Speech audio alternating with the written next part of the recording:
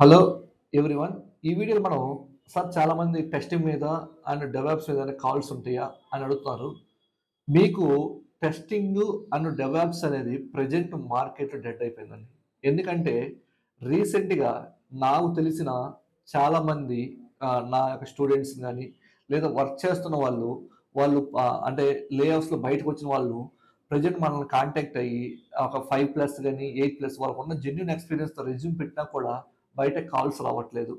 కాబట్టి మీరు ప్రెజెంట్ అయితే మార్కెట్ లేవు. టెస్టింగ్, డెవలప్స్ ఎవరన్నా టెస్టింగ్ నేర్చుకోవాలి, ఆ డెవలప్స్ నేర్చుకోవాలనే వాళ్ళు కొంచెం ఆలోచించి డిసిజన్ తీసుకొని కోర్స్ జాయిన్ అవ్వండి. ఎందుకంటే మనం ఒక కోర్స్ తీసుకుంటున్నామంటే మన కోర్స్ అయిపోయే టయానికి వాటి మీద కాల్స్ ఉంటాయా లేదా అనేది మనం ఆలోచించుకోవాలి.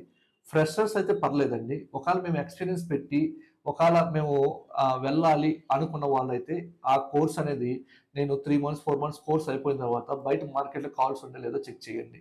అది. కాబట్టి ఎవరైనా మీరు కోర్స్ చేసుకోబోయే ముందు దాని ఫ్యూచర్ ఎలా ఉంటుంది? దానివల్ల మాకు జాబ్స్ ఉంటాయా లేవా? అంటే future means next 5 years or 10 ఇయర్స్‌లో దీనివల్ల ఏమైనా ఎఫెక్ట్ అవుతుందా నాకు ఫ్యూచర్‌కి అనేది మీరు ఆలోచించి ఆ కోర్స్ తీసుకోండి. సార్ ఈ రోజుల్లో కోడింగా, నాన్ కోడింగ్ అసలు ఆలోచించొద్దు. ఏది బెటర్ అయితే అది తీసుకొని దాని మీద హార్డ్ వర్క్ చేయడానికి మాత్రం ట్రై చేయండి. అప్పుడు మాత్రం మీరు సక్సెస్ అవుతారు.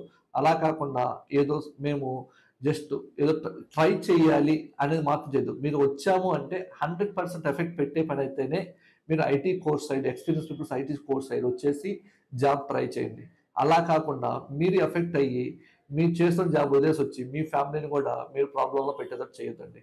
Thank you.